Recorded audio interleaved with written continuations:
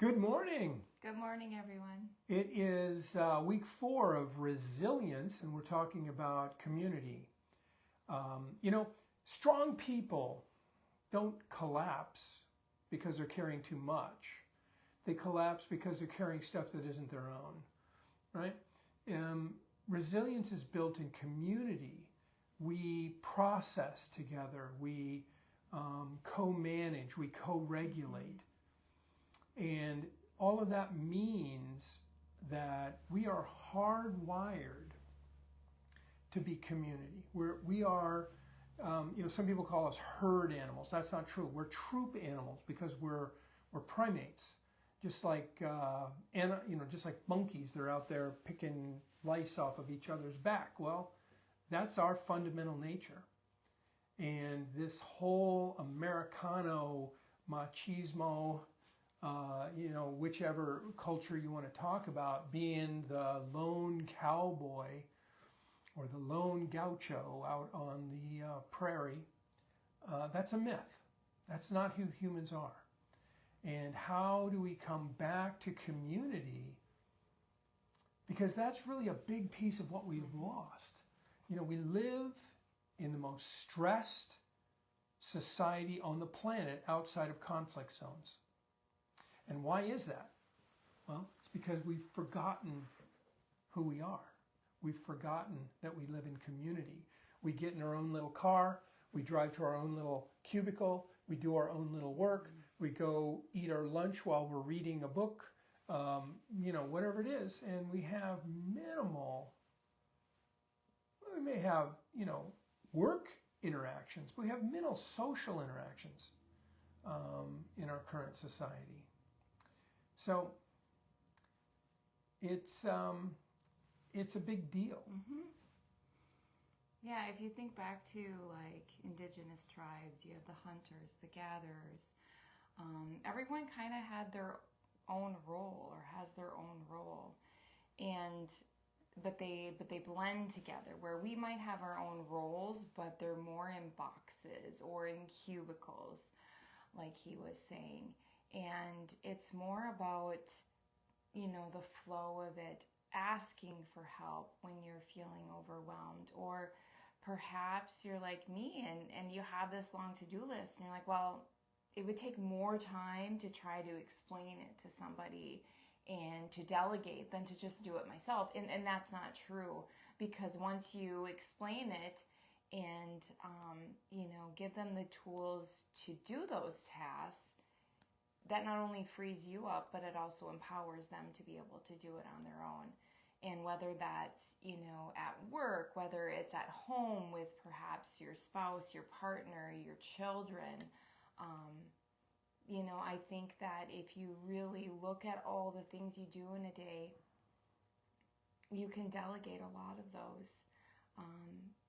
And it's only fair, too. It's fair to give them a chance to do it, and then it's fair to yourself too, to give yourself a moment to breathe. Yeah, delegation is an interesting thing. So there's two pieces to get delegation. There's the responsibility, but there's also the authority. Mm-hmm. So if you just delegate the responsibility without the authority, you hold the authority to yourself, you're not really delegating, you're abdicating. You're abdicating and you're setting this person up for failure. You have to trust. Trust but verify, right? That's Ronald Reagan's famous story or famous line. So you have to delegate the responsibility but also the authority so that they can be successful. And then of course you have to manage that. And that's important. And it doesn't matter if it's delegating the responsibility and the authority to your kids to clean up their room or do their laundry or cook dinner one time a week. Mm-hmm. Sure, the first time you do it, I like to say about my grandkids, with that kind of help, it won't take me more than 5 times as long. Mm-hmm. But as they get older, as you delegate more and more, they become more and more autonomous. And now, one day a week, they're making dinner. or one day, or they're cleaning their own bedroom, or they're doing their own laundry. And those are life lessons that are important for them. It's not you being a lazy so-and-so. It's you creating life lessons for them so that they understand what's required to be successful in their personal endeavors. Yeah, they don't, they realize that the dishes don't automatically get from the table to back to clean, or from the sink back to clean.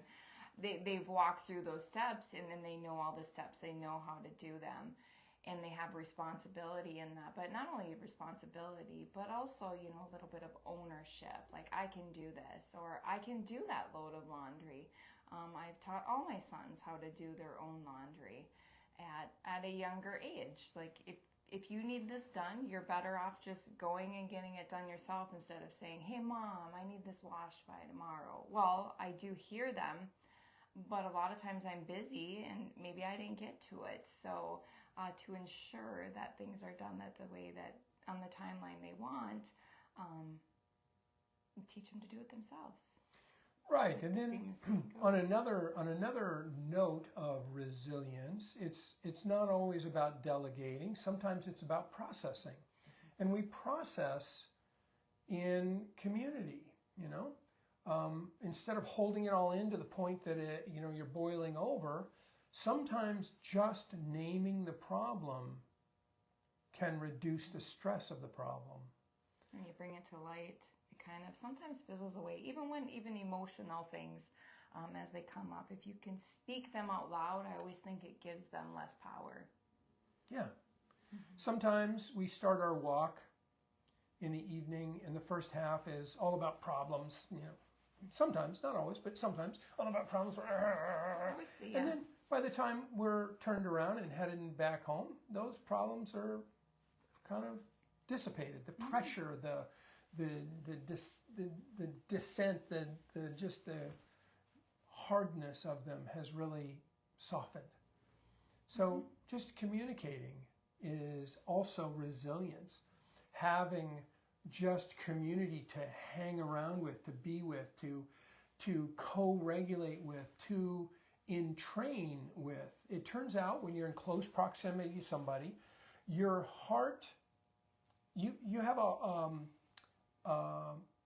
an electrical field around your heart that's measurable for like 10 feet by instruments we have, and who knows how far it can be measured by biological systems. But and we entrain.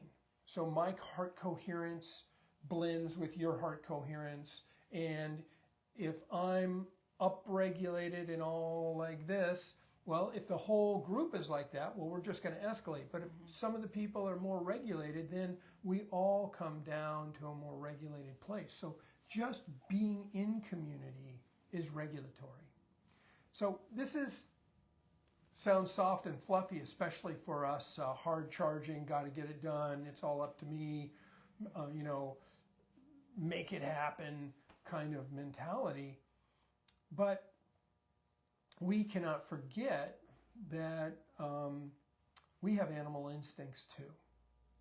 We don't think about that, but you look in nature, and something in nature does a complicated thing, and you go, oh, well, that's animal instinct.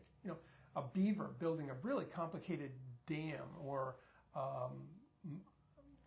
bees building a hive, or whatever it might be. That's just animal instinct. Well, it turns out we've studied humans too, and they have animal instincts, and a lot of what we do is very instinctual. But co-regulating with groups can help bring us out of that instinctual place to a more thoughtful place. Not only instinctual, but behavioral as well. 95% of what we do in a day is done on autopilot. It's done because you did it yesterday. So when you can sit down with another person and really connect and be present, it takes you out of that, almost hamster wheel mentality of I did it yesterday, I'm going to do it today, I'm going to do it again tomorrow. And, you can make little changes that really take you a long way. Absolutely. So little changes that take you a long way. I think that's the whole point of our new community, Just Be Well. little changes that take you a long way. So if you're interested in more and deeper conversations like this, you might want to check that out. And what I would like to say is, as sort of a parting thing, slow down just for a minute, a few times a day. I have my watch set. This is one of those tracker watches. I specifically have it set not to alert me about text and emails and yada yada, all that stuff. But what it does do is once an hour it chimes. And when it chimes, I take a deep breath, I roll my shoulders, and I think happy thoughts. And it changes your milieu, it changes your attitude, it changes. And doing those little micro practices throughout the day helps prevent you from losing your neck as the day goes on, right? Yeah. So think about some kind of micro practice like that where a little ding, so I don't even think about it anymore. The ding goes off, a little vibration on my watch, and I don't even think about it. I just know all of a sudden I'm kind of taking a leisurely yawning breath and rolling my shoulders and, kind of loosening up a little bit. And it makes a tremendous difference. If you do that 8 times during your workday, imagine that. Or every time you start to feel a little bit of escalation or overwhelm or anxiety or frustration, if you can have that awareness and just bring yourself back to your breath. And like he said, would you say happy thoughts, fluffy thoughts? I don't remember. But it's true, and they're true thoughts. So it's like, everything is okay. Like, there's no emergency right now, Elizabeth. Take a few deep breaths. It's a beautiful day. You can handle this, or you've got this, or whatever it is in that moment, or what can I pass on to the next person, it does make a big difference. And pass on to the right person, not offload it to anybody because I'm overwhelmed, but instead, what's the right place for this? And most of the time, there's a right place, and frequently we don't delegate because we see delegation as weakness. But the truth is, life can only be as big as you if you don't delegate, right? If you're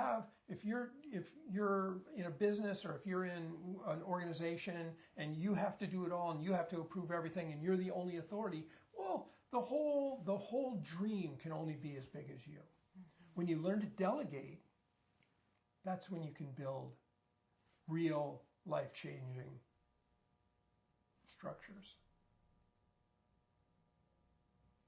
All right, well, I think we're at time. We try to keep these short. We're actually over. So have a great week, and we will see you next Monday.